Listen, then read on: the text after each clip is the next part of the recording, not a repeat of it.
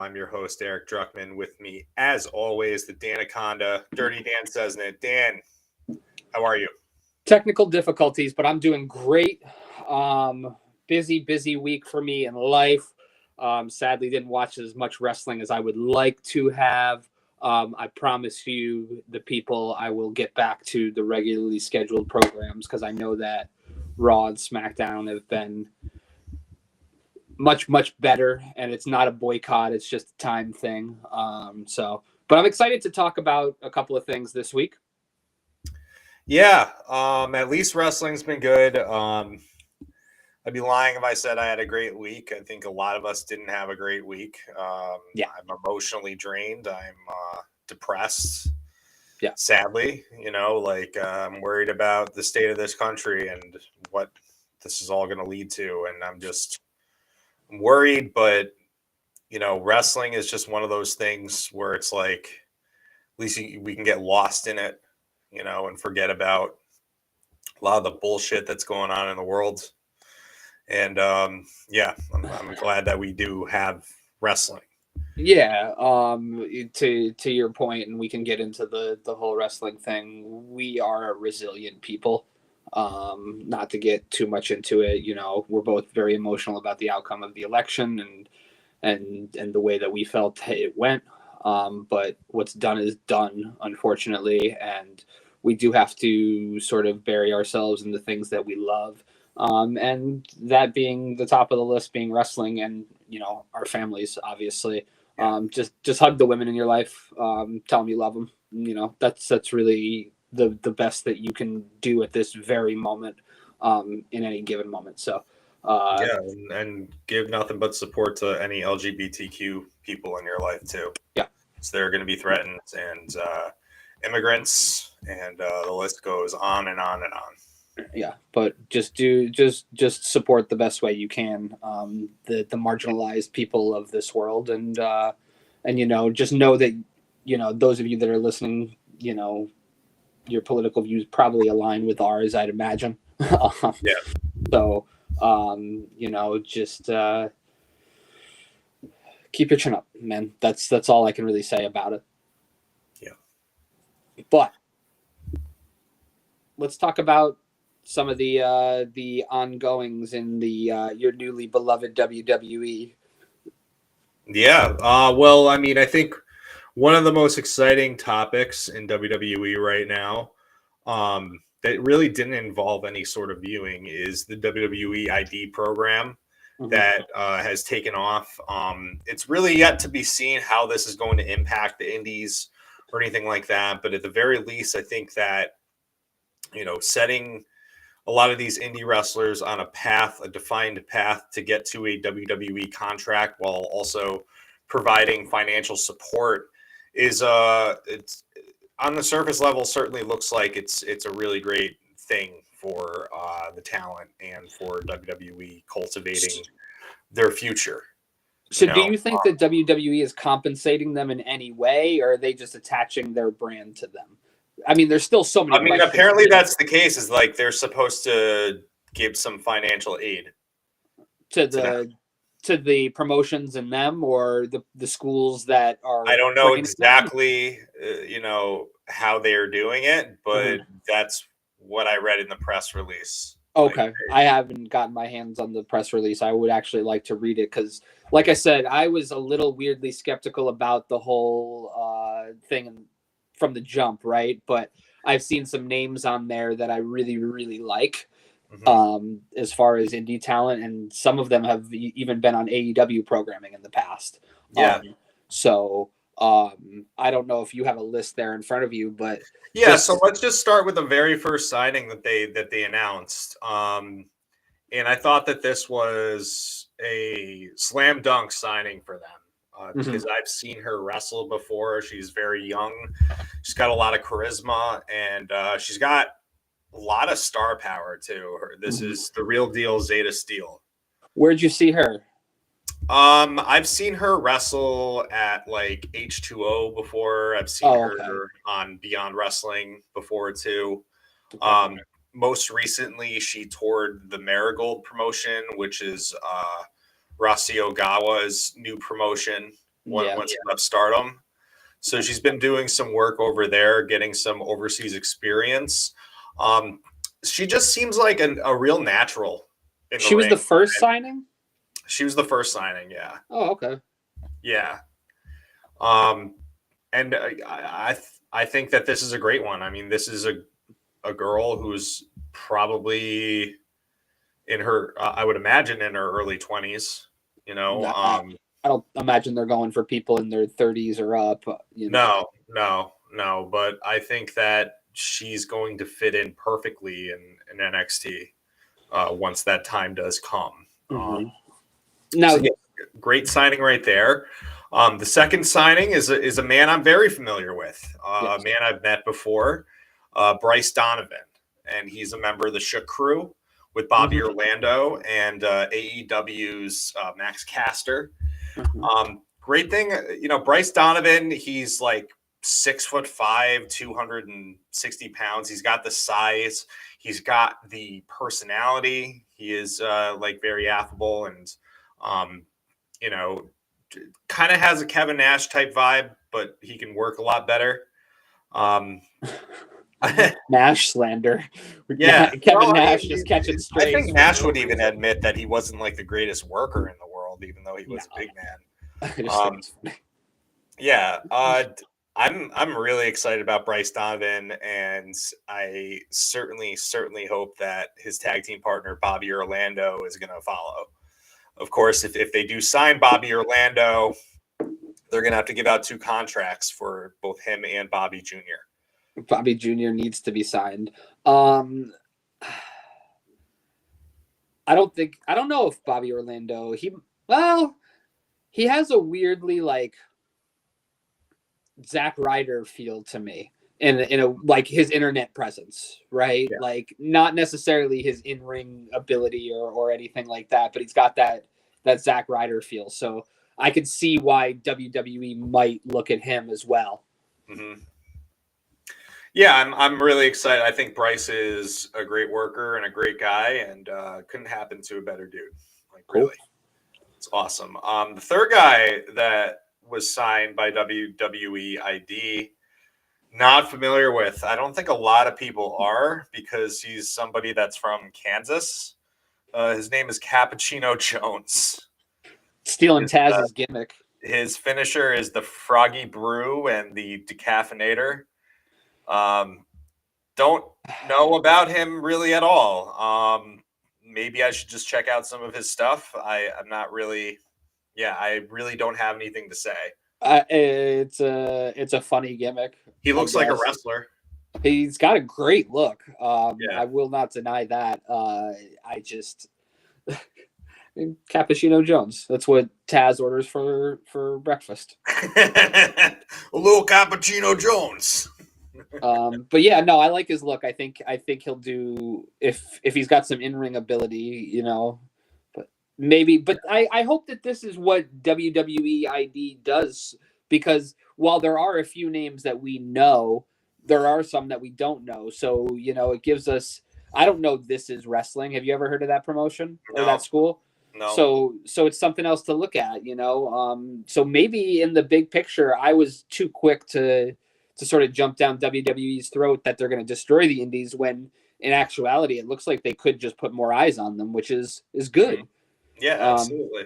so Right. And, I and these stand are corrected. people that like aren't necessarily going to be going over to the performance center right away. Like they're going to be continuing their respective indie runs while Yeah. having this WWE ID tag. So Yeah. I think maybe having that cachet could definitely get some eyes on some more promotions. And I think you're right, Dan. Yeah. Um, next guy is someone that we're very familiar with, Jack Cartwheel, who has been advertised as Cartwheel Jack Summit, which I didn't know his last name. But we know Jack Cartwheel, of course, from Game Changer Wrestling. Yep. He is somebody who I feel over the last couple of years, with his tours of Mexico, has really upped his game. He's a spectacular specimen as far as in the ring. Like his athleticism is crazy. He Yeah, reminds me not necessarily at the same level, but a younger Will Ospreay.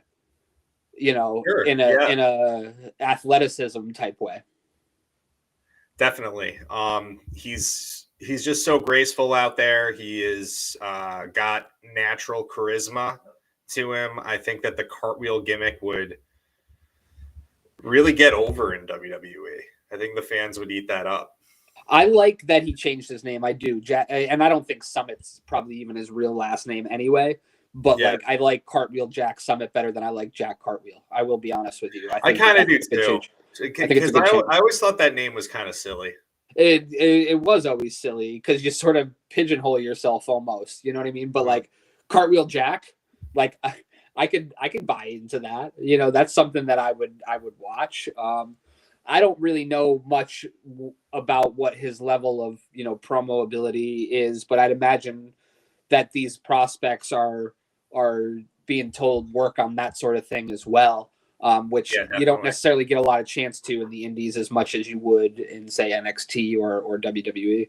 Hmm. Indeed. All right, so great signing there. Fantastic. Um, the next signing we have here is Zara Zakher.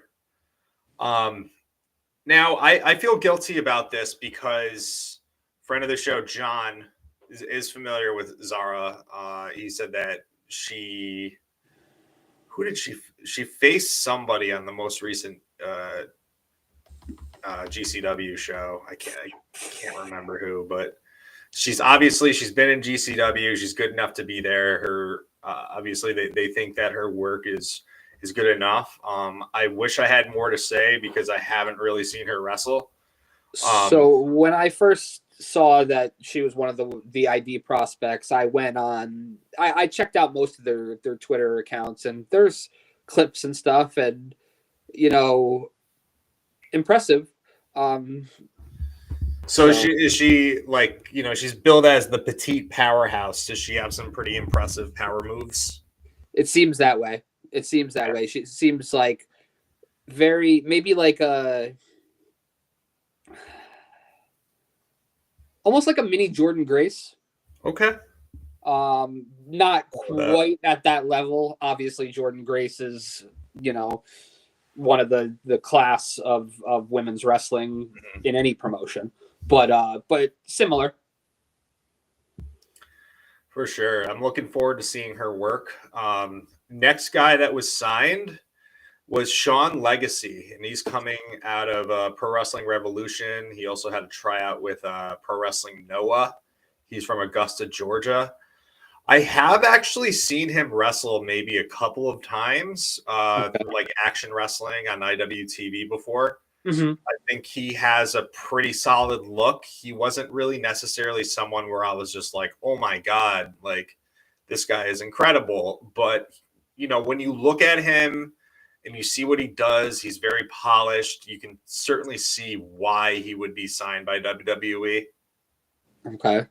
What do Yeah. you mean by polished? You just think he's got a WWE sort of style He's that got is like his look is just it aligns with what you would see normally on the type of talent that you would see on NXT. And he's like, he's got a really good physique. okay. Um, and he's just seems to be just a solid worker. All right. Yeah, I mean, I've But never again, heard of him. I've only seen him wrestle a couple of times. I'm not like super duper familiar with his work, but He's he is somebody I'm familiar with. he has Japanese experience too, Yeah, so that's always it's good to see people get those sort of experiences out of the way before WWE previously, not so much now, but wouldn't let you sort of wrestle outside of their bubble. But now that's changed. So absolutely. And like looking at his X account, he's been in the UK, he's been in Japan, he's been in Canada, he's been in Germany. So, WFW, I saw that. yep, yep. So, yeah, someone to look forward to. Next signee is actually someone I am familiar with.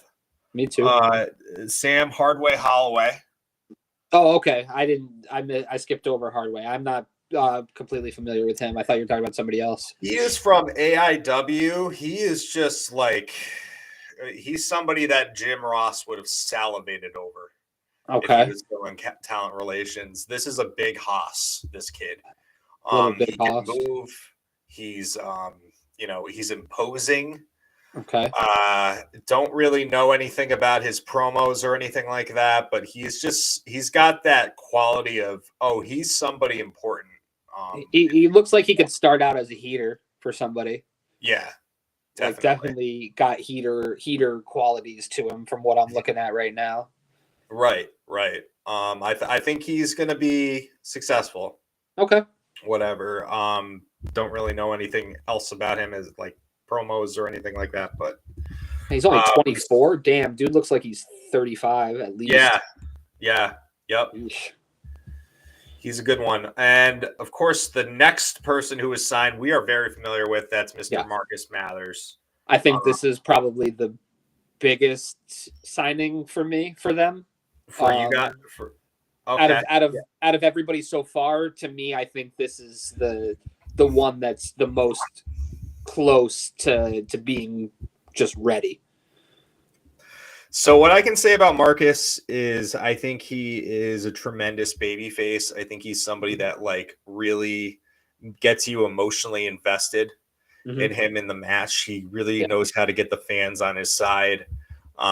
He's super athletic. You know, he's a second generation wrestler. He pretty much grew up around the business. That I did not know, but okay. Yeah, basically like born in a wrestling ring. His dad is a deathmatch wrestler.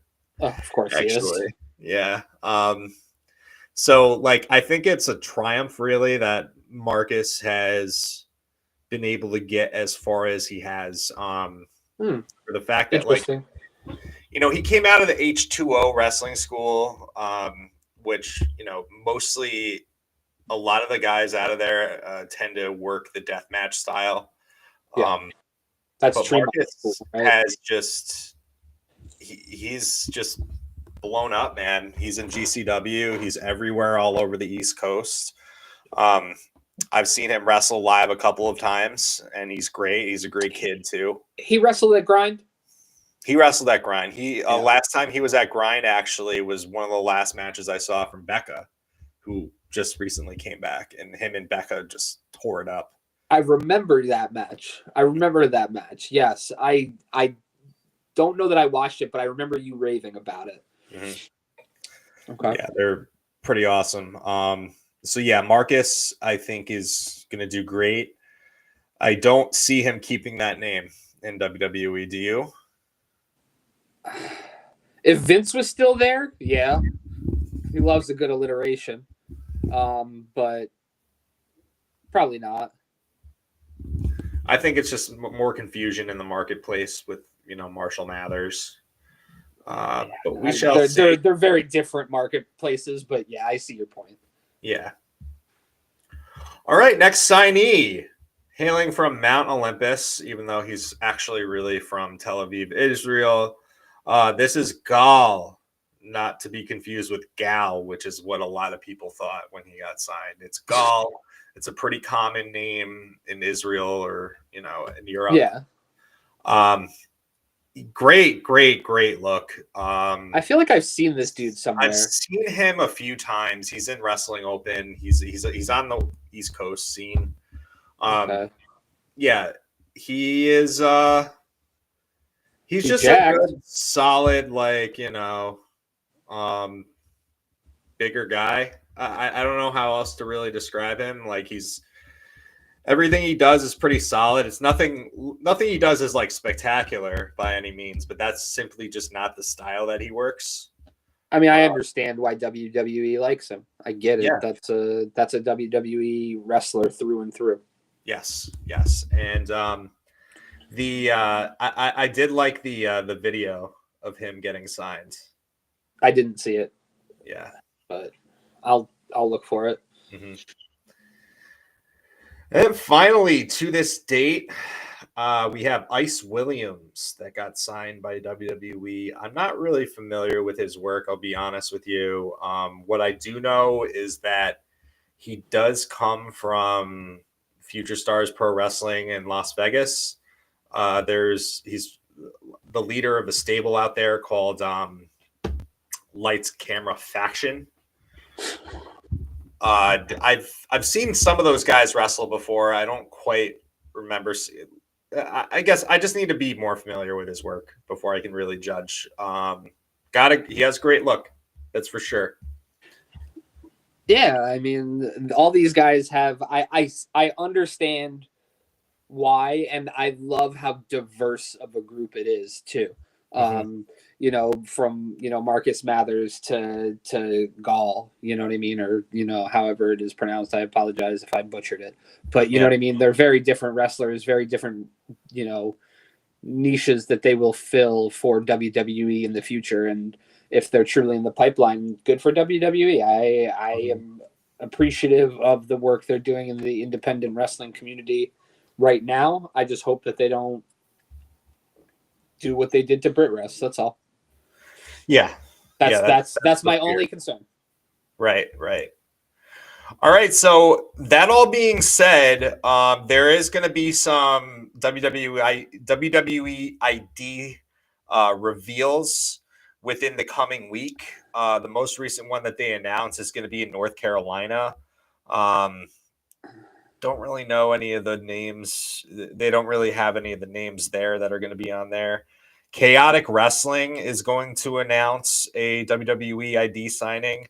Just some of the guys that are on that card that I think could potentially be a WWE ID'd. I totally can see it with Richard Holiday. 100%. Yep. 100%. And I can definitely see it with Ricky Smokes, who's someone else that I've seen wrestle live before, and he's got a great look. Okay. I don't know much about Ricky Smokes, but I do know Richard Holiday Yep. is absolutely gonna be the one out of that group. Yeah, I'd be shocked if it wasn't. Yeah. Yeah. I think that Richard Holiday is just ever since he came back from his cancer diagnosis, Mm-hmm. and I think that he has stepped it up to a level nobody was expecting that he would with Yeah. his character work, with his in ring work. He's got Mm-hmm. everything locked in right now, and I would be Absolutely. very and to your point, I would be very surprised if Richard Holiday did not get that signing. He's got a sweet mustache too. Yeah, yeah. Just kind of glancing over, there's going to be a Northern Crown event this weekend too on November 17th, and somebody's going to get WWE ID there. Just looking at that poster, the only person I'm familiar with is somebody named Vaughn Vertigo, and I think he very, very potentially could be the one that gets signed by WWE. He is world traveled. He is on fire right now. I don't know if you've ever heard of him before, but I would I at have not. all be surprised. Yep. Have not. So I will keep an eye out. So tonight, as we're recording this on Thursday, we are going to get a WWE ID signing. Also, another important reason why everyone should try to check out Wrestling Open tonight, 8 p.m. on IWTV. They have a very special guest, and someone that I think a lot of us are familiar with, Big Daddy Mark, who does all the rest. He does the famous "Time to Play the Game" I'm video. familiar with who he is. Yeah. Yeah, He was just at the WWE, or was he at AEW? I don't know. He was at one of them recently. he was behind the commentary desk at WWE. Yeah, I was gonna say he was definitely so. Mm-hmm. Um, Wrestling Open blowing up. Wrestling Open absolutely is blowing up now. Looking at everyone who's on the Wrestling Open card tonight, if you had to pick like three people that you think could potentially be WWE ID'd, who would you say? I would say if it was up to me, um, I'd say Bobby Orlando. Mm-hmm. I would say Aaron Rourke, honestly. Me too. I would say Aaron Um, Burke also. I would say Aaron Rourke, and I think Becca would be absolutely huge too. I would Um, love Becca to be WWE ID'd. I just feel like she's been on the shelf for so long, and yeah. she's just getting her feet wet again. I don't think that they're going to sign her just yet until she's getting some more reps in. That's just what I Yeah, think. maybe, but this is not like NXT, right? This Mhm. is different. So, but there's also, I mean, Ricky Smokes is on that card, and you just spoke very highly of him. I know Mhm. CPA is very funny and a pretty good wrestler. So I simply, as much as I love CPA, I don't see it happening for him. yeah, Uh, maybe not. But there's already a lot of WWE ID wrestlers on this yeah, card. Bryce Donovan, Marcus Mathers is on this card. Gall is on this card. I think Xavier like Steele when is on this I'm card. like looking at this, the people that are going to be on the show tonight, if this was like the old WWE brass of like who they want to sign, I'd be looking at somebody like Brad Hollister, Big Bacon, Yeah. um, somebody like Ray Jazz. And Ray Jazz wouldn't be a surprise to me at all. Also, considering the fact that he has a very accomplished amateur background. Okay. Um, Steven Stetson is someone else that I wouldn't be surprised about either. But here's my pick of Okay. what I actually think, who I think is going to get signed. I think it's going to be two people. I think it's Okay. going to be the first tag team signing of Yeah. WWE ID. And I Yeah. think it's going to be the Miracle Generation, Dustin Waller and Kylon King. I just saw both of them on there, and obviously they weren't next to each other, so my bell didn't ring immediately. Mhm. But yeah, I wouldn't be surprised. That team is ready for NXT now. Yeah, I Like agree. I agree. now. And like, if they're really serious about building the tag team division, Mhm. they may as well take in some like the guys that are really, really hitting the pavement hard on the indie scene. And there's really no better example of that than in the last couple of years than the Miracle Generation. And Yeah. I can totally see them being the first tag team signing. Um, I hope you're other right. people not to really sleep on though too. Ichiban is fantastic. Yeah. I loved the Big Boofa Desmond Cole. I don't know if you've ever been familiar with his work. I know who he is. I'm not overly familiar with his work, but I know of He's his the presence. current Limitless Wrestling World Champion, Okay. and Limitless Wrestling has a pretty damn good reputation of getting guys signed by Yes. WWE. When you look at some of the people that were there that held the title, like Anthony Green, Hmm. like Carmelo Hayes, Yep. Daniel Garcia. He went to AEW, but he still had a WWE offer. Yep. Um, there's just there's a really good reputation there.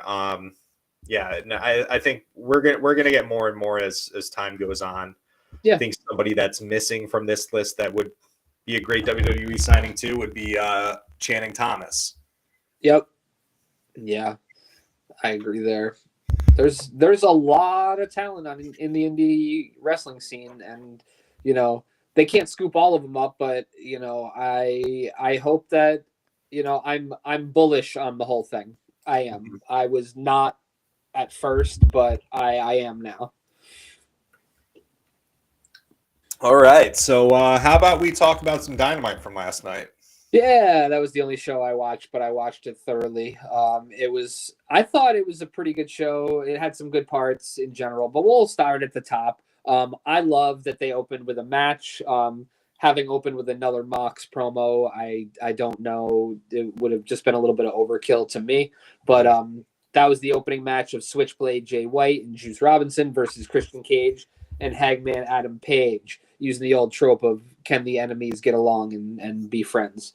Um, I really thoroughly enjoyed this match. I thought it was a hot start, and I think Jay White is doing some of his best work in AEW right now since he's been there. Pretty unexpected that he would be a babyface, but he is actually crushing it. Yep. Yep. And Yep. yeah, I liked that he wasn't the one that took the pin either. Yeah, and I knew it wasn't going to be him taking the pin. I just didn't think so because I think he's ultimately going to lose at Full Gear to Hangman, just because of the whole idea of 50-50 booking. But um, I thought it was a really quality tag team match, and Juice and Jay are a fantastic tag team, and Hangman is just a really good tag team wrestler in general. So I enjoyed this match. I thought it kicked off hot. Agreed. All right.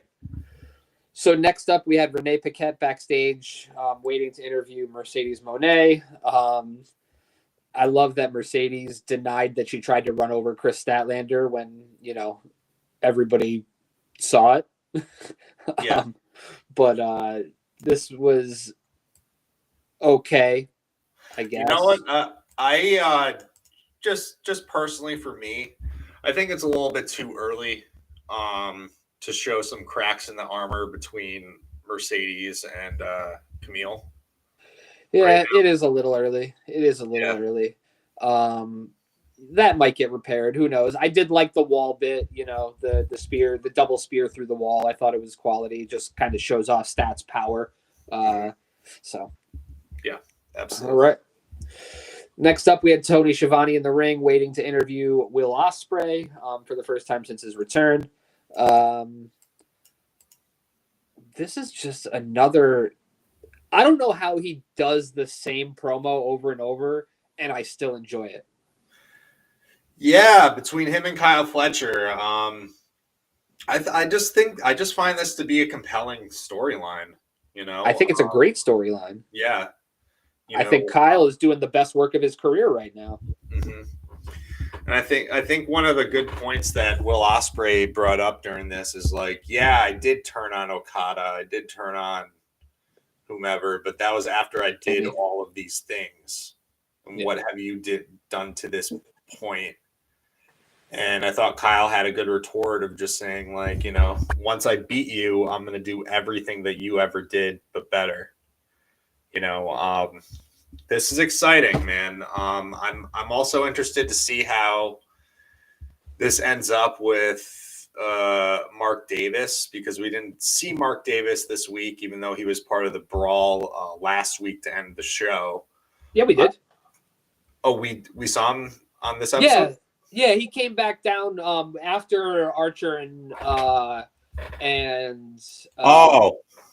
he came down. He came down with Powerhouse Hobbs. Okay. Yeah, and then there was a little interaction between him and Kyle, where Kyle like hesitated to hit him, and then Will kicked his fucking head off. It was great. I gotta be honest, like I kind of wish Mark Davis aligned with Fletcher.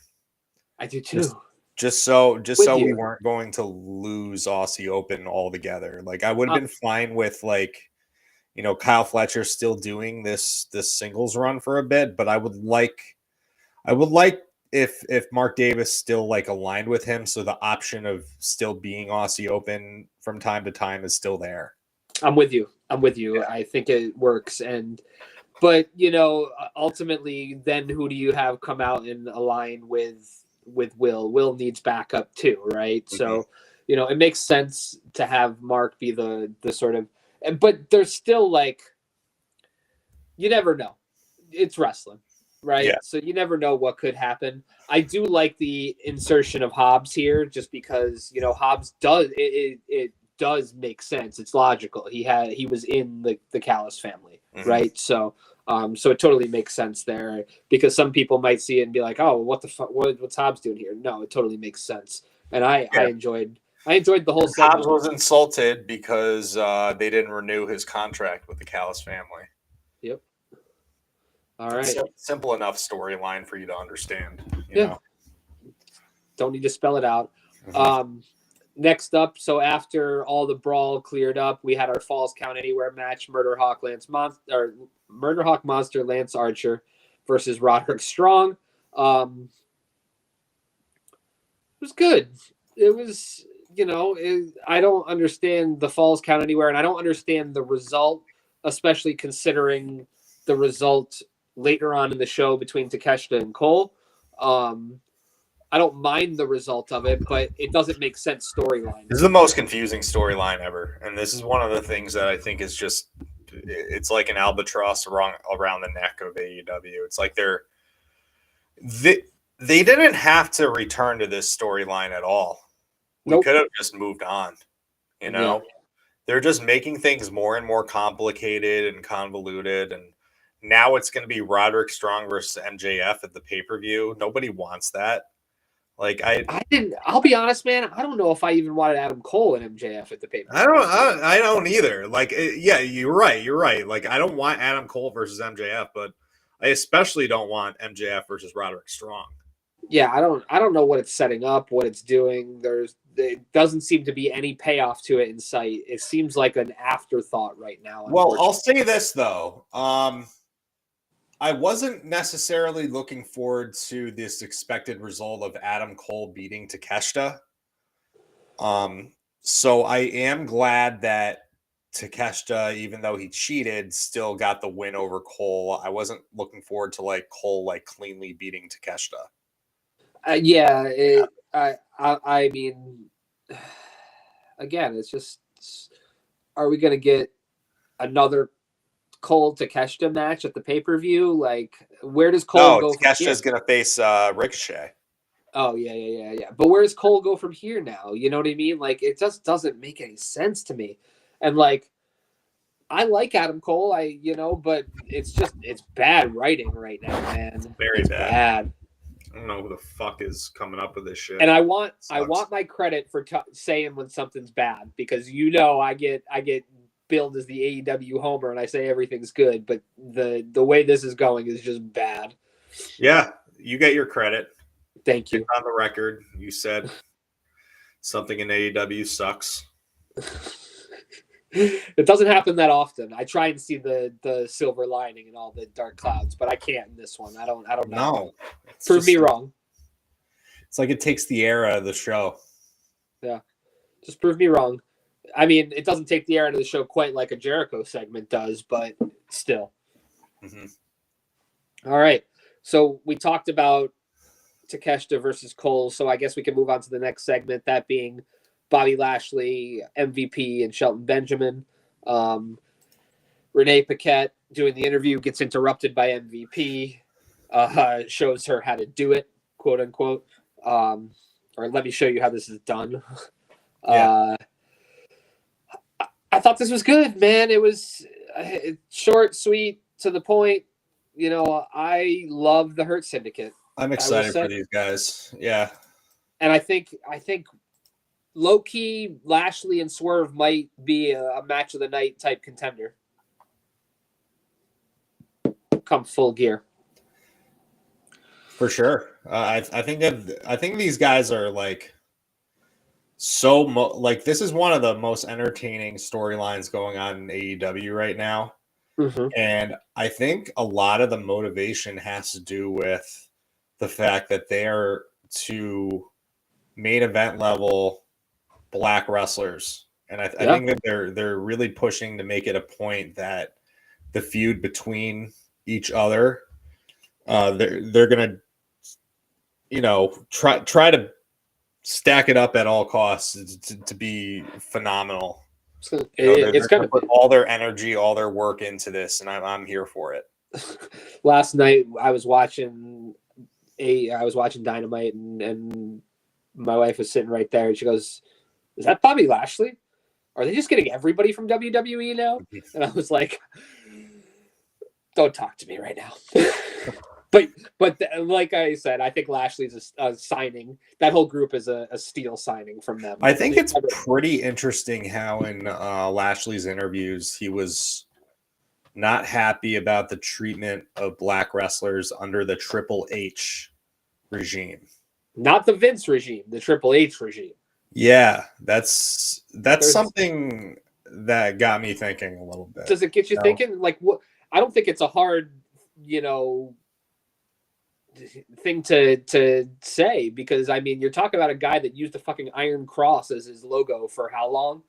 You know what I mean? Yeah, that's true. Like, I don't think there's anything about Triple H. Like, listen, I don't know the man. I don't generally sling accusations, but if you told me Triple H was racist, I'd be like, I get it. Mm-hmm. I get it. I'm not saying he is, but I'd understand if he was. That's all I'm saying. Right. Yeah. All right. Next up, we had John Moxley and the Death Riders seizing the Superstation. I don't know why they had to bill it like that, because it was just them showing up as a promo and then getting interrupted by Orange Cassidy. So weird. Like, I don't know. I mean, it was a great interaction, but like the billing was just strange. Like he's When's the last time they called it the Superstation? I don't know. Do they currently? I don't think so. I don't know. I have no idea. It was just a weird way to put it. But I liked the segment. I did. I love Dark Orange Cassidy. I don't know how you feel about him, but I liked it a lot. Yeah.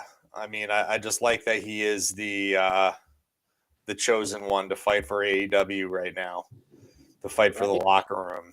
And I mean, he's always been arguably the most popular guy in AEW. Mm-hmm. Right? I mean, he had the best run with the international title by a country mile. I think that obviously I don't expect a title change here. No. But I think that Moxley is going to get out of this match within an inch of his life. Yeah. I think they're going to make Orange Cassidy look real good. Yeah. I mean, Mox is good like that. I mean, Mox has already put Orange over once on the big stage. So why wouldn't he make him look good in defeat as well? Yeah. All right. Next up, we have Wheeler Yuta and him next week, though, too. That should be interesting. I think it'll be a really fun match between two guys that know each other really well. Yeah. All right. So next up, we had a Learning Tree segment. He accepted Ishii's challenge for the Ring of Honor World Championship on Dynamite, because why wouldn't you put it on the Ring of Honor show? Hey, one point that he said that I did find interesting is that when they were working for Tenryu's promotion, War in Japan, Ishii was a young boy, and Jericho, he would like get his Jericho's bags and stuff. I just find that really interesting that they like have that much of a history with each other. I mean, yeah. I mean, Jericho's been around the block. Like, love him or hate him, you got to respect where he's been and what he's done. Yeah. Like, I despise that he's on my TV weekly taking up time, and I despise that he's the Ring of Honor champion, and I despise that they don't defend that title on Ring of Honor television, and I despise a lot of things about him, but I won't take away what he's done. Yeah. Despise Tony for the Ring of Honor titles not being defended on Ring of Honor television, and Ring of Honor TV just essentially being glorified AEW Dark, because it is. It's really sad. It's really sad. But, maybe they end up with a TV deal. Who knows? We'll see. If they do, it better get better. Yeah. It better get better. It can't get any worse. I know that the Athena stuff is good, but beyond that, I don't even know. That seems to be the only storyline driven stuff that they actually put work into. Yeah. Well, that's because Tony's trying to spread himself too thin, but that's a whole nother episode. Get somebody that can spread, that can actually like put together a great show every single week without Tony's input. Yeah. Get people you trust, bro. It'll happen eventually. I do believe that. We've been saying that for years. I choose to believe that it'll happen eventually. Mm-hmm. All right. Next up, we had another Tony mistake, Dr. Britt Baker, DMD versus Penelope Ford, who always gets the short end of the stick, in my humble opinion. Absolutely. We don't get to see. I mean, we get to see Penelope Ford and what she's capable of when she's in the ring, but we never get to see her get over that hump of like being taken seriously. And it's another, little placeholder feud for Britt Baker. She beats Penelope Ford, then she's confronted by Serena Deeb, and it's just like, okay, I guess this is gonna happen next. All right. There, yeah. for as deep a women's division as there is there, it's lacking in the some of the top feuds right now, in my opinion. Yeah. But next up, we did have a couple of shining stars of said women's division, that being Harley Cameron and Mina Shirakawa in a backstage interview with Renee Paquette. This was just gold. And this made me laugh out loud. I laughed out loud. I actually, not to continue to talk about my wife, but she had fallen asleep and I woke her up laughing at that. And then she caught the tail end of it and was like, really? I was like, what? It was fucking funny. Like, Harley like deep throated the champagne glass. Like the boob shaking and like Renee trying to break them up. Everything about it was comedy gold. Harley is a treasure and deserves all the time that Jericho gets. Dude, what is it with comedic timing and Australian women? Because between like Harley Cameron, Billie Kay, like those are two of like the most entertaining, great comedic timing women's wrestlers I've seen. Great comparison. Yes, they were both. Yeah. Even Rhea is funny. Yeah, Rhea's got chops. Yeah. Yeah, like so. There's something there. But this segment was fantastic. It was one of my highlights of the whole show. I won't even lie to you. And that led to a match that's going to be recorded on Collision tonight in Albany, New York, that Eric is not currently going to be at. Oh man. So, it's not too late. I bet you could still get there. I probably could, but I'm not. Yeah, I would if I was you. But regardless. All right, next up we had Swerve versus Lio Rush. Man, I love Lio Rush. I know wish we got more time. That's all. What's that? I just wish this match was longer. Yeah, I mean, I get the end result is what it is. Nana got choked out by MVP, all the stuff. Who do you think is going to be the next member of the Hurt Syndicate? Because they're clearly leading to adding somebody because they talked about it on commentary so much. So who do you think it's going to be? Well, I mean, from this segment, I did think it was going to be Lio Rush. You still think so? Still might think so. I think it's expected that at Collision, the Acclaimed are going to lose, and if it might be Max Caster. All right, we'll see. Who do you think? I'm interested. I love factions. I've always been a faction dude, and I just want to see it expand. So, who do you think? All right, next up, we had the Renee Paquette interview backstage with Jamie Hayter. Dan, who do you think is going to be the next member of the Hurt Syndicate?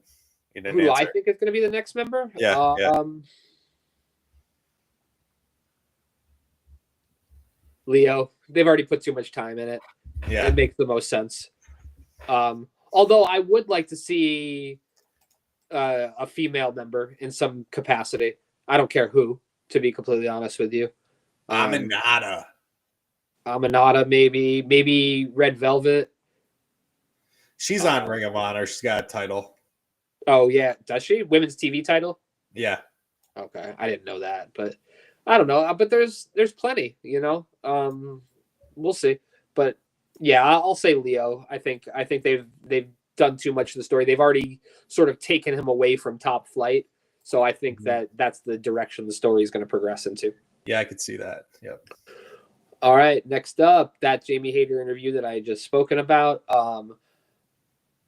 Pretty straightforward from her, but the cool part of this was the Julia Hart vignette that came afterwards. I thought this thing rocked, man.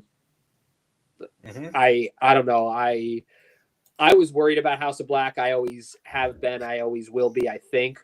But like, this is a cool return for her. I think that the result of the next match really helped with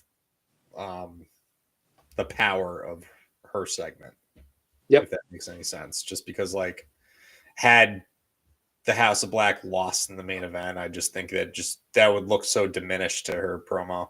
Yeah, and I thought they were going to for the beginning, and then I was Yeah. pleasantly surprised. So we can just I get am into so that. glad that they won.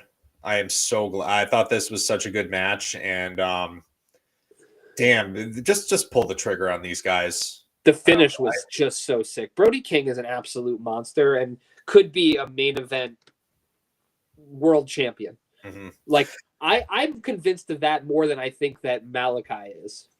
Is that crazy to think? I think it's just a matter of who do you prefer? I've always loved Malachi. I just think that Brody has a presence about him that even Malachi doesn't and can't, just based on size. Yeah, he's just more of an ass kicker. Yeah, but the way this match finished was just chef's kiss to me, man. Like just him getting choked right the fuck out. Yeah. This was good. I'm so glad that they won. I'm glad that FTR is just kind of taking a step back right now, as far as getting the opportunities. So right now I think it's what is it? It's the Outrunners, Private Party, and Kings of the Black Throne. Party so far. And Kings of the Black Throne, and who does the Acclaim face? LFI. Okay, so LFI is probably going to win that. Probably.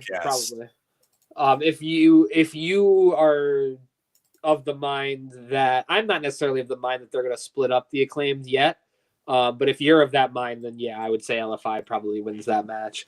Let me tell you this, man. Like, as much as I love Private Party getting their moment and getting their championships, I am totally okay with them having a short title run and having them drop it to the Kings of the Black Throne. At this match? Yeah, at the Fatal 4-Way match, yeah. You think that short of a run, though? I wouldn't, In their first defense? Yeah. Just because I just think that they really owe it to the House of Black to course correct on these guys. I've said it in the last couple of shows that I just think it's a sin for the amount of years that they have put in with them and the little time that they've actually dedicated to making them be a force, and it's just it's money on the table that they're leaving every time. I don't see a title change at the pay-per-view. Yeah. I mean, it's probably not going to be a title change with like Private Party pinning a team that's not the House of Black. Yeah, if I gun to my head, I would say Outrunners are going to be the ones that take the pin in that match. Yeah, regardless. Oh, but did you see that match between Outrunners and Top Flight from Collision the week before? I did not. They're kind of teasing some tension between Darius and Dante, believe it or not. Yeah. Just leave tag teams alone, man. I know. Just got enough singles wrestlers. I'm not about that. No, like I'm okay if like Andretti splits from them or Leo, obviously. Yeah. But like, don't break up the brothers, for God's sake. Yeah, no, that doesn't track to me. That doesn't make sense. I miss that tension that you're speaking of, but I don't know, man. Like, well, it's the reason why they lost to the Outrunners. So. Oh, is it? Yeah. Ugh. I just leave just so many singles wrestlers on that roster that aren't being used. We don't need them to split up and make more of them. Just let them run as a tag team. Yeah. Make tag team wrestling great again. Yep. Absolutely. All right. So, Dan, I think that's it for us for this week. Let's try to get a show in next week. We'll see. Yes. But as always, guys, follow us on Instagram at Smarknado, on Twitter at Smarknado1. Leave us a 5-star review on Apple Podcasts, and check out our link tree. All sorts of great stuff there. All that stuff up over there. Dan, you have anything left for us? No, brother, I got nothing else. I'm glad to be back. I am gonna watch Raw this week. Actually, you know what? I'm gonna go watch SmackDown too. I'm gonna watch SmackDown this week. But yeah, man, it was good to be back. Let's make this more regular because it's been on me. So I'm gonna do that. And in the meantime, stay fresh, cheese bags. Keep watching wrestling.